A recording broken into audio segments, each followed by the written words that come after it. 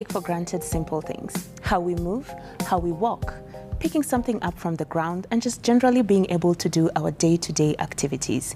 But for some people, this is a challenge that seems insurmountable. Now, this evening, we're going to be talking about amputation. Now, I am your host, Dr. Lauren Mengesa, yani Daktari wa kina mama. I am based at Akira Care and at the Nairobi Hospital. Now, this evening, to take us through this very interesting topic, we have Dr. Faraj. Dr. Faraj is an orthopedic surgeon that is based at the Metropolitan Hospital. Karibu sana, Daktari. Thank you. Welcome to the show. Thank you. Now, we're going to be going through a journey with Beatrice to just listen to how she got here and what her story is regarding amputation. I lost my leg while I was 3 years. My parents told me that it was a road accident. Kids were going for a vaccination, and it somehow happened that I was among the kids, and we had to cross the road to the other side. A lorry came and ran over me.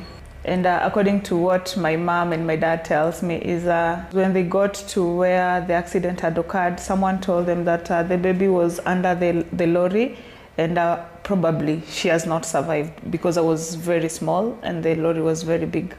So when they came to Kenyatta, they realized, a good Samaritan took me to KNH, and my parents getting there, they realized that everything had just happened within a snap of a finger. And they had to inquire reasons why. The doctors could not wait for the parents and everything, and the doctors were like, she was losing so much blood, she's a baby, we had to save life first, then we think of the other things.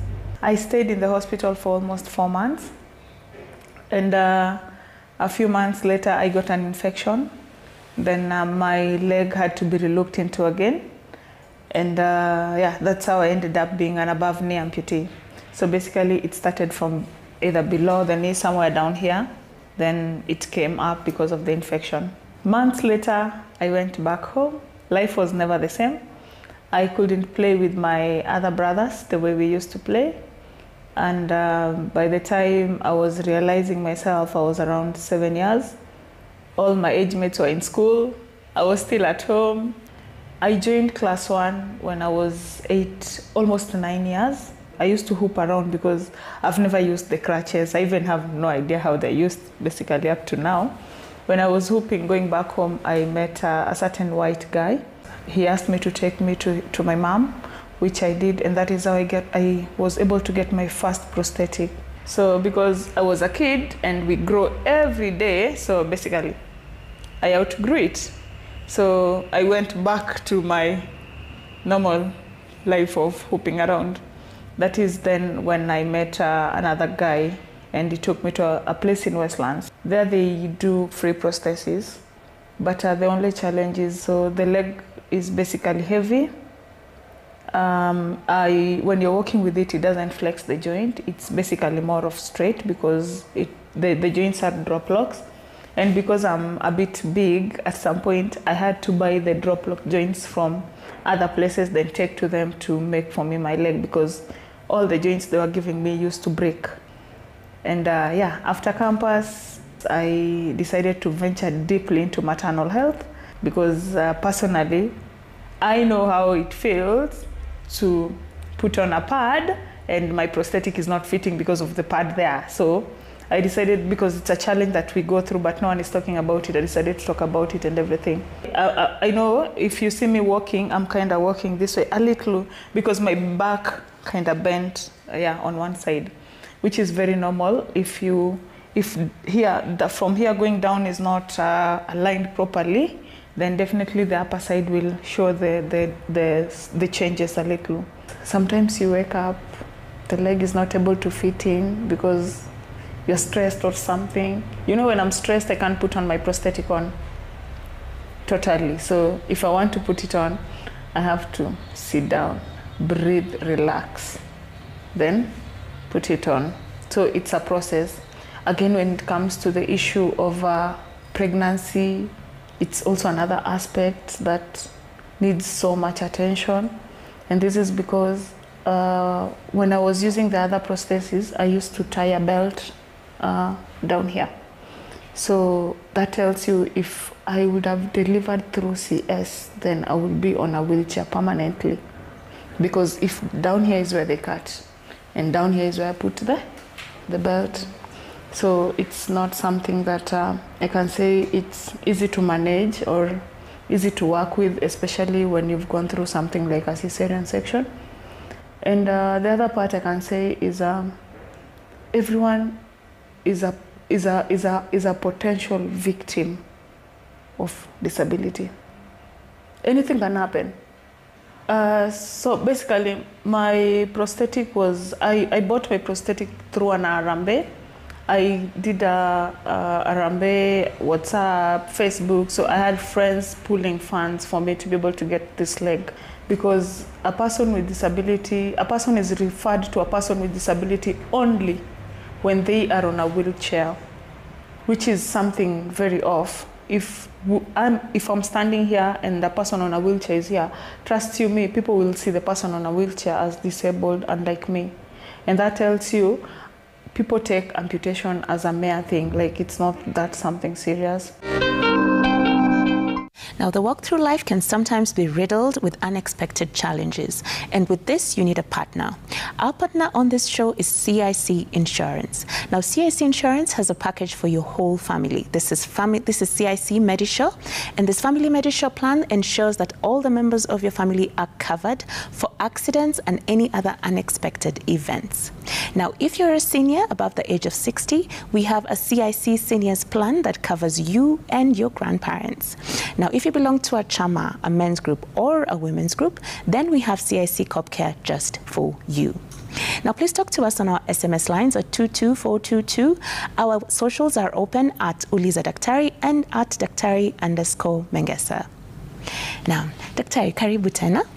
Thank you for having me. Today we want to talk about amputation, but before we do that, maybe just a little bit about what you do as an orthopedic surgeon. Thank you. I do orthopedics and spine. Orthopedics is musculoskeletal, basically bones and joints. So I fix broken bones, I replace worn-out joints, I repair damaged joints through arthroscopy. I also do spine surgery. So the whole range of orthopedic as well as spine surgery. Okay. Sasa leo tunazungumzia amputation. Na Belinda alituambia kwamba she had something called an above knee amputation. So hii amputation haswa ni nini? And there are types. Kuna aina za amputation. Ndio. So amputation ni kukatwa kwa mwili, basically mguu au mikono, hapa lower limbs, na ziko types za amputation. In simple terminologies, zikagawanywa to upper limb and lower limb amputations. Na each of these pia zinagawanywa zaidi. So for example, lower limb amputation, Belinda mentioned above knee. There is also below knee amputation. And each of these have subtypes. Below knee amputations, you can have ankle amputations, there are a whole variety. Upper limb amputations, elbow, above elbow, below elbow. So that then you have forearm amputation, wrist amputation, above elbow, etc. Different levels for different causes and different types. Now, these causes you're talking about, ni nini haswa huwa inasababisha? Maybe what are some of the common reasons why you have had maybe to perform an amputation? I think the commonest reason for amputation that comes to us is diabetes, diabetic foot. So people who have poorly controlled sugars may develop diabetic foot, damage to the nerves, blockage of vessels, and they develop wounds that are very difficult to treat, and in some cases then they're forced to be amputated. But kunazo sababu zingine. Kama zipi, daktari? There are some cases kama huyu wa Belinda, she had trauma. Sometimes unaumia kiwango ya kuwa haiwezi kuokolea ule mguu. No. It's beyond repair, such that then you're forced to have amputation. Saratani can be another cause, for example, not as common as the others that I mentioned. You may have cancer of a certain part of the limb, where then you're forced to amputate, kuzuia that cancer from spreading to the rest of the body and therefore save the life of that person. So all those are different causes of amputation that can come. But as I mentioned, commonest is diabetic foot that comes to us. Yes. Na ni vipi mnafikia uamuzi huu? At what point do you decide, this limb cannot be saved, we just have to cut it off? Is it always the solution, or are there, times when you say, okay, let's monitor? At what point do you make that call? I think typically the aim is to save the limb. Okay. And all efforts are made to save limbs. So in some cases where it is beyond repair, then we have to amputate. But most often, for example, with diabetes, we do make efforts to restore blood flow, calling the vascular surgeons to restore blood flow and open up the vessel that is blocked, try to save wound care, etc. So sasa ikifika kiwango ya kuwa haiwezi tena kuokolewa, then now you have to make the amputation. However, there are some cases where the decision is made earlier. Kwa mfano, I mentioned saratani, where it would be prudent to amputate early if you cannot do limb salvage surgeries, then you want to actually do it earlier. In cases of like Belinda, where it's mangled completely, then you may not be able to save the limb. But most of the times, the aim is to save the limb and prevent amputation, generally speaking. Naam, ni kwa njia vipi ama kwa njia zipi ambazo tunatayarisha wagonjwa? Because this is something major. Kuambiwa ambapo utaenda kupoteza kiungo ambacho umezoea kwa nacho. How do you prepare these patients to be able to be ready for this surgery? What are some of the steps that we take? And is there maybe any kind of counseling, psychosocial support? Mnatayarisha mgonjwa aje? Most definitely. I think the idea or the thought of losing a limb is a very distressing one. So lazima counselors have to come on board. Psychiatrists, psychotherapy must be done effectively to the extent that that person now accepts that this limb has to go before you're actually able to amputate it. Of course, now it depends on how urgent the situation is, but there has to be some level of psychotherapy that has to be done. Apart from that, also kuna vipimo au investigations that have to be done. Kwa mfano, in the cases of diabetes, we have to actually do tests to ensure that this limb could not be saved. For example, look at blood flow to the limb. Mguu unapitisha damu, haupitishi damu, kiwango gani, at what level, before you actually make that decision to amputate. So a lot of thought process goes into it, a lot of consultation, multidisciplinary approach that goes into it. Because once you lose a limb, you probably can't recover it, so we cannot just lose it. There is preparation that takes place. Yes. Naam, daktari ameangazia ugonjwa wa kisukari ambao tuliongelea hapo awali. Some of the complications of diabetes can include wounds on the foot that can be complicated na itasababisha baadaye ibidi kukatwa kwa hicho kiungo. Mambo kama saratani pia yamezungumziwa, ama ukipatikana na ajali and you get what we call a mangled limb ambayo hatuwezi okoa kwa kweli. Lakini this is not the end of life. So after the break, we're going to be looking at what are the options after amputation and what can we do for these patients.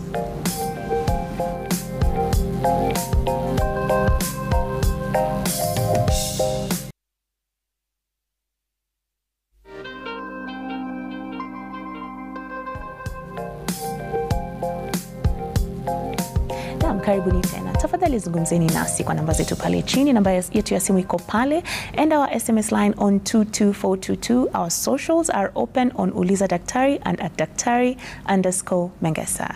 Now, Daktari, people are curious. Hii surgery, exactly what happens? Maana sisi kama madaktari wakina mama watu naona nyinyi ni kama seremala pale kwa operation room. You're like the carpenters in medicine.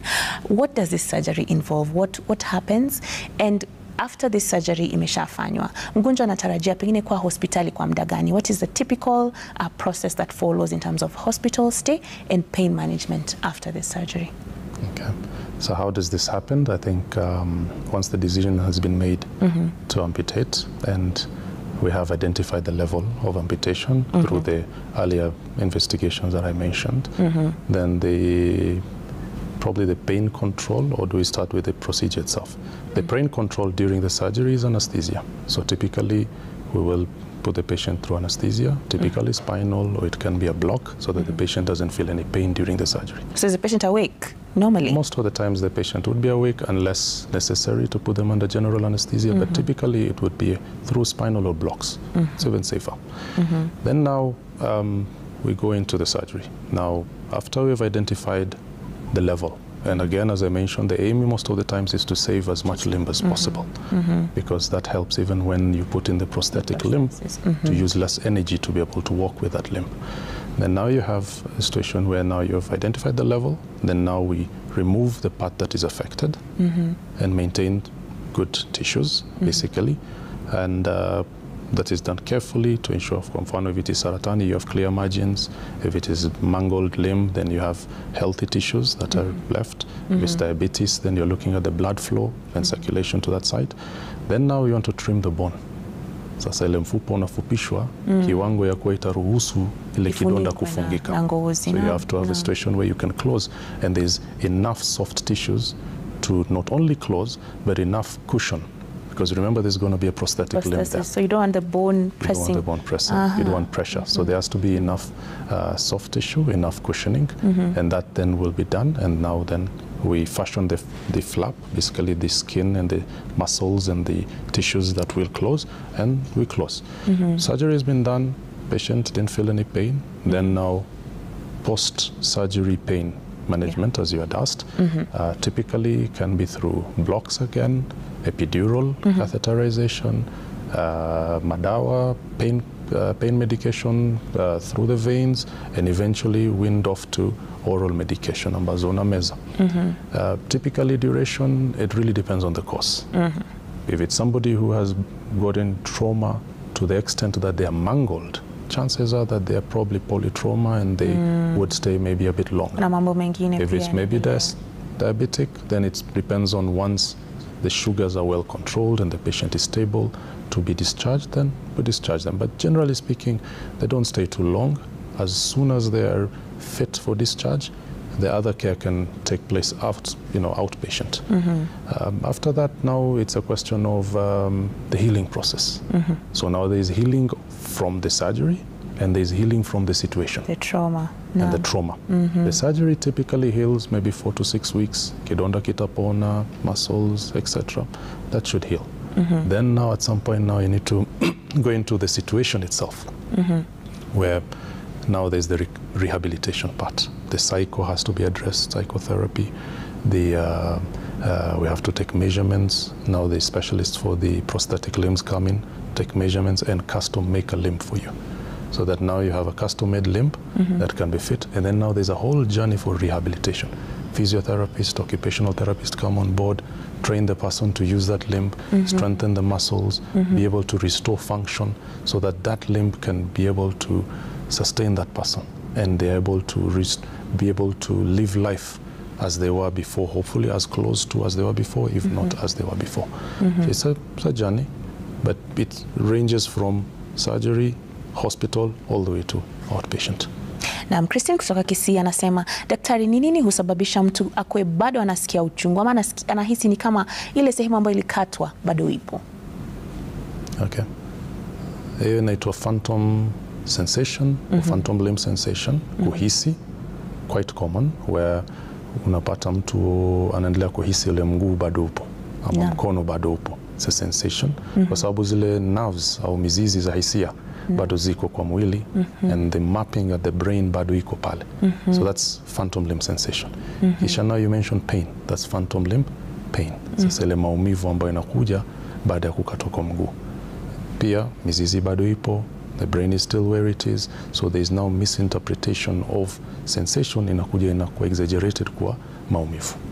Maumivu ni ya kweli ama ni kitu ambacho mgonjwa anafikiria tu? Is it real pain? I think it's sensation. It is pain because we say in medicine pain is what the patient says it is. Tells you. So yes, there is pain.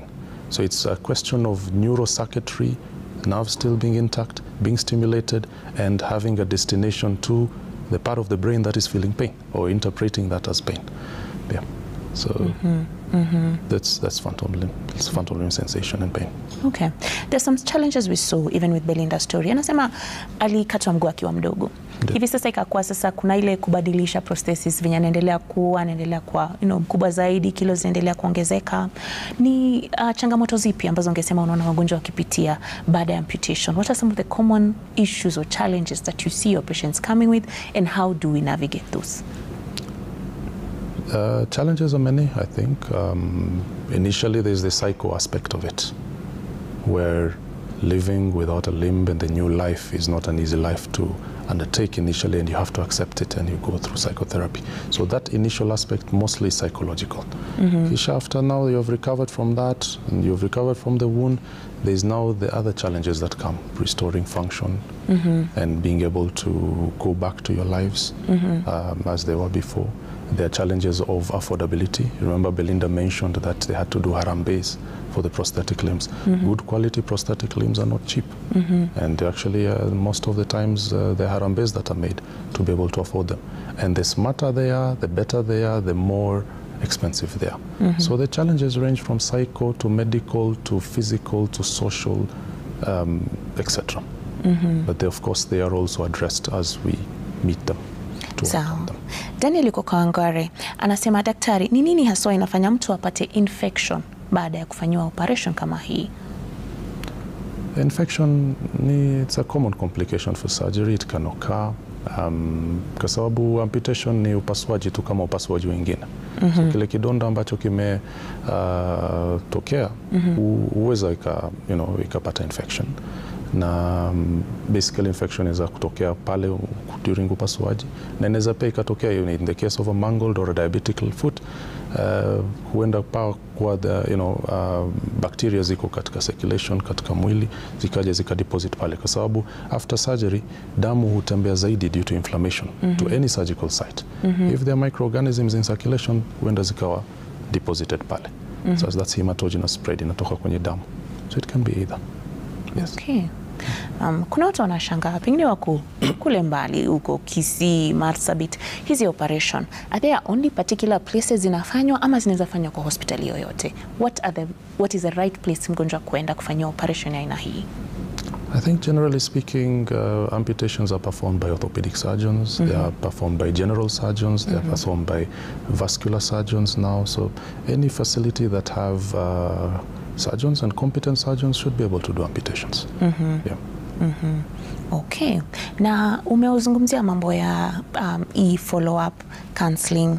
Are there any support systems that are provided? Kuna vitu kama support groups ama kuna sehemu zipi ambazo wagonjwa kama hawa wanaweza maybe kutana ama kupata more information ya kujua how to deal with this situation?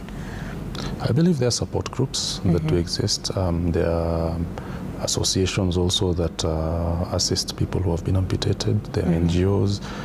I think Belinda mentioned that she went to Wayakiwe, that's APDK. Also they do support. So there are support groups, definitely. Okay, yes. Okay. Na unaweza guzia kidogo tu ile process. Umesema kuna hizi prosthesis. Alikuwa anasema kuna wakati mwingine anajaribu kuvaa haimtoshi. Kuna wakati mwingine ni kama inabidi ibadilishwe. So kawaida mtu huenda wapi baada ya kufanya operation, hii process ya kupata hii prosthesis na kupimwa? Is it still with the orthopedic surgeon ama huwa mnawatuma wapi baadaye? No, wako prosthetic technicians ambao wako. There are many companies around. They have their websites online, APDK being one of them.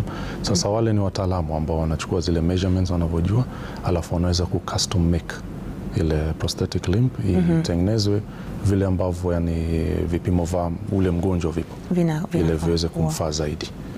So there are technicians ambao wanafanya kazi hiyo. Okay. Now, she spoke about a unique challenge. Alizungumzia mambo ya pregnancy na kukua na prosthesis.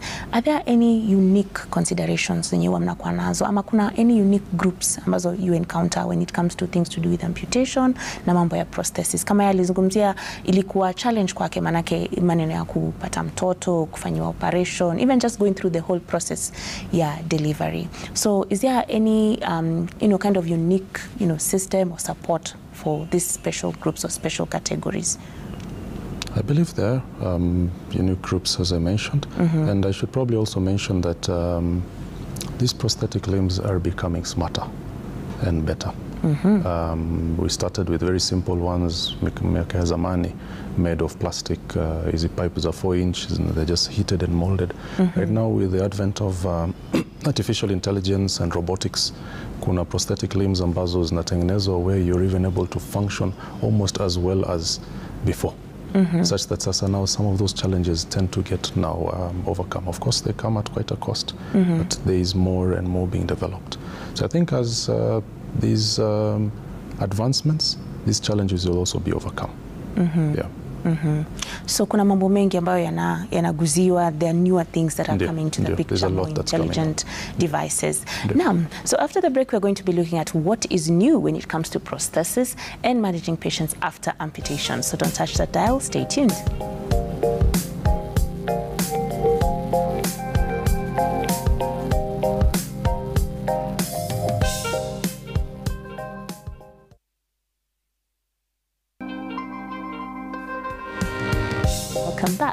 please remember that our sponsor for this show is CIC Insurance.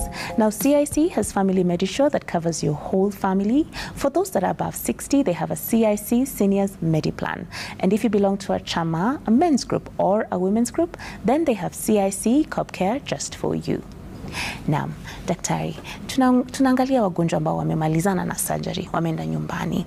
Watafanya nini baadaye? How do they care for this wound? Na ni nini wataangalia ili wajue kama kuna dalili zozote ambazo zinaweza maanisha kuna infection or any complication after surgery? Okay. I think danger signs after surgery. Kumbuka there was already infection with diabetes, so the mgonjwa kama huyo, they're prone to infection. Mangled limbs as well tend to get contaminated. So you want to have the danger signs for infection initially. Joto ya mwili kwa mfano, you want to be on the lookout for that. Weakness, lethargy, kidonda kile dressing pengine imekuwa soaked, ama kuna uchafu umeona kwenye ile dressing. All those are danger signs for infection and are important. Pia the risk of bleeding kwa mfano, kwa sababu kumbuka kuna mishipa ambazo zimekatwa, mishipa ya damu. Huenda pengine kuna uwezekano wa kuwa zika bleed zaidi. Sasa in case there's bleeding, that's also a danger sign that you need to be on the lookout for. Yes, so that was the danger sign. In terms of care post-op or after the surgery, typically mgonjwa hurejea hospitalini for wound care. Kidonda kinafunguliwa in a sterile manner. We don't advocate for patients wajiangalie wenyewe vidonda vao, kwa sababu when we're handling wounds kuna vile ambavyo tunafanya in the hospital in a sterile manner. Hata zile gloves ambazo tunavaa most of the times would be sterile. Unile dressing lazima ziwe sterile. Sterile means hazina any bacteria ama microorganisms zozote ambazo zinaweza kuzikaleta infection. Kwa hivyo we normally would advocate ya kwamba mgonjwa aje hospitalini ndipo sasa aweze kutibiwa ile kidonda mpaka kikapona. In case in a situation ambao mgonjwa hawezi kuja, there are wound care nurses ambao wanaweza wakaenda mpaka nyumbani wakatibu ile kidonda mpaka ile kidonda kikapoa, in preparation for the prosthetic limb ambayo itatengenezwa. Ndio. Na daktari umesema kuna mambo mapya moto, mambo ya AI, artificial intelligence, na vile mambo haya yanakutana na mambo yetu kama madaktari and new advancements when it comes to prosthesis ama the kind of support ambayo mgonjwa amefanyiwa amputation anaweza pata. Mambo haya ni kama yapi? I think katika ile prosthetic limbs there's a lot of advancements. Right now we have prosthetic limbs that are being developed that can be controlled even by our thoughts. Not readily available, lakini that is where the world is heading. Where kama umekatwa mkono ama umekatwa mguu, unaweza ukapewa prosthetic limb ukauvaa na ukaweza kucontrol, ukafanya yani ikaweza kufanya kumudu kimaisha yani. Your hands are functioning, your legs are functioning. There's a lot of advancements that is going on in robotics and artificial intelligence, even with prosthetic limbs. Okay. Na kwa njia ambazo mnafanyia hizi surgery zenyu pale theater, kuna mambo mapya kama sisi kuna mambo ya laparoscopy sasa yameingilia. Are there any new kind of techniques that have come in terms of how you're doing the surgeries in theater? Surgeries is in plural, then yes, there is a lot of advancements in orthopedic surgeries. I think one of the most exciting advancements that's coming in is robotic surgery, robotic assisted surgery, where very soon we'll be able to start replacing joints and start performing spine surgeries in Kenya, because it's already happening outside Kenya, with robotic assistance, which gives you higher precision, better placement of implants and better longevity and lots of benefits as opposed to as compared to the conventional way of doing surgeries. So in terms of orthopedics, yes, there's advancements in surgery. Okay. Mgonjwa alizungumzia mambo ya jinsi ambayo anatembea, the gait, she said her back was affected.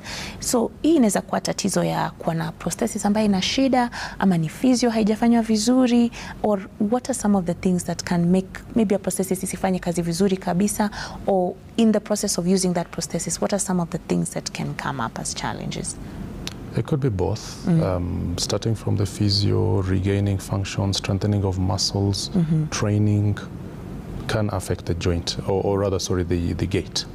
Kisha pia the prosthetic limb itself, the design, how close is it to the original limb that the person had. Kuna zile very simple prosthetic ambao ni mbao. It's just a stamp alafu mbao mpaka pale. You don't expect it to function just like a knee. Yeah. Kuna zingine ambazo they have joints sasa. So the more advanced they are, the more they're able to reproduce the original or natural limb, and the better the gait becomes. Kuna wengine hata ushindana, I mean, they go racing with a prosthetic limb and run sprinting with them. Those are designed for that function. So it has a lot to do with the prosthetic design for it to be able to function, and then now that sorts out the aspect of the gait. Okay. Daktari, kuna wale wagonjwa ambao topic hii inawapatia hofu kabisa. Maanake wanajiuliza, jamani, nikifika hospitali na tatizo hii decision itachukua muda ama itafanywa kwa haraka ama itafikiwa vipi? And when this decision is made, what would you say to those who are listening? Is this a death sentence? Is this the end of everything? Or is there hope after amputation? I think, as we mentioned earlier on, before the decision of an amputation is made, a lot of thought process goes into it, a lot of counseling, a lot of consultation with different specialties before we actually decide to make. Because doctors recognize that the limb once lost probably cannot be recovered. As much as we want to believe and say that prosthetic limbs can regain function, but it's never going to be the same as again. So before we actually take off a limb, a lot of process does take place. So it's not a rash decision. It is one that takes time, and it has to be very clear in our minds before we proceed to amputate. Now, if you find yourself in a situation where you have to be amputated, and the doctors have talked to you that, look, this is the option that you have, I don't think it's a death sentence. Of course, it's not an easy thought or an easy thing to accept. As a human being or as a person, you're going to lose a limb. It's not easy to accept, but it's not a death sentence.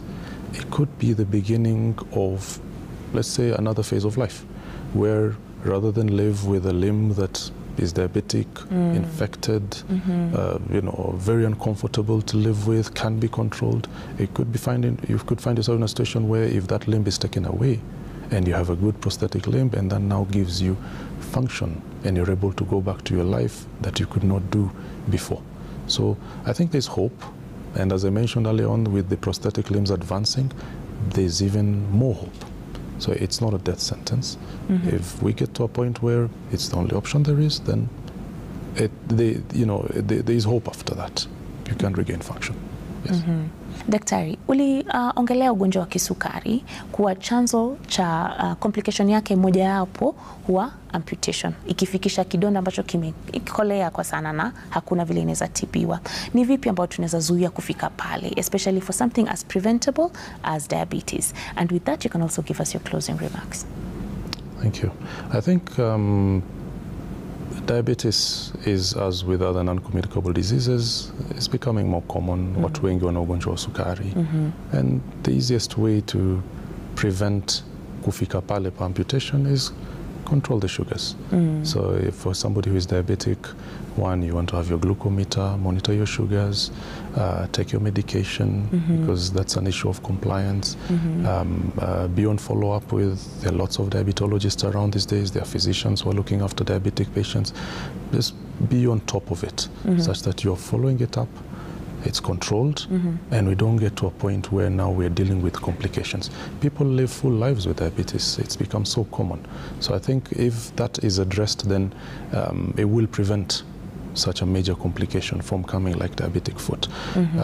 Foot hygiene is another thing, because the issue with diabetic is neuropathy. Zile nerves, mizizi za hisia zinaathirika kiwango ya kuwa yule mtu hana hisia kwa miguu as per original. Sasa huenda akajigota mguu and you injure your foot without you even noticing. Viatu ambavyo mtu anavaa again can be a source of trauma, kwa sababu the whole idea is that you need a trigger. Kidonda kimekuja, sasa inaendelea kwa kikubwa, haitibiki, etc. Sasa ile kidonda you want to prevent it also. So hygiene, foot hygiene, foot care, etc. But before all that, sugar control is very important in preventing complications for diabetes. I think that addresses your question on the diabetes. I think my parting shot, which I had also preempted, is we've a person finds themselves in a situation where they have to be amputated, as Belinda mentioned, she got into an accident. Na kama tunavyosema ajali haina kinga. So you never know when one will find himself in an accident and injured to the point where you have to be amputated. But I want to just emphasize that it's not the end of the world. If somebody is amputated, you can live a normal life, just like Belinda. I thought Belinda's story is quite inspiring. True. She had her amputation as a child, and she has been able to go through the different stages of life, get educated, and she's now even very impactful because she's even gone into reproductive health. Yes, maternal health. Maternal health, which I thought was very inspiring. So if somebody has to be amputated for whatever reason, there is life after that, and they should not despair. I think that would be my parting shot. Thank you so much. And as Daktari has said, we draw so much hope from Belinda's story as a hero in the face of amputation, going through life and powering through everything despite the setbacks. So this week, I hope you remember that there is hope after amputation. It is definitely not the end of the world. There are things we can do, and we can walk through that journey with you. Now, thanks again to our partner, CIC Insurance, wishing you an amazing week ahead. See you next Sunday at 8 p.m. on ULIZA Daktari.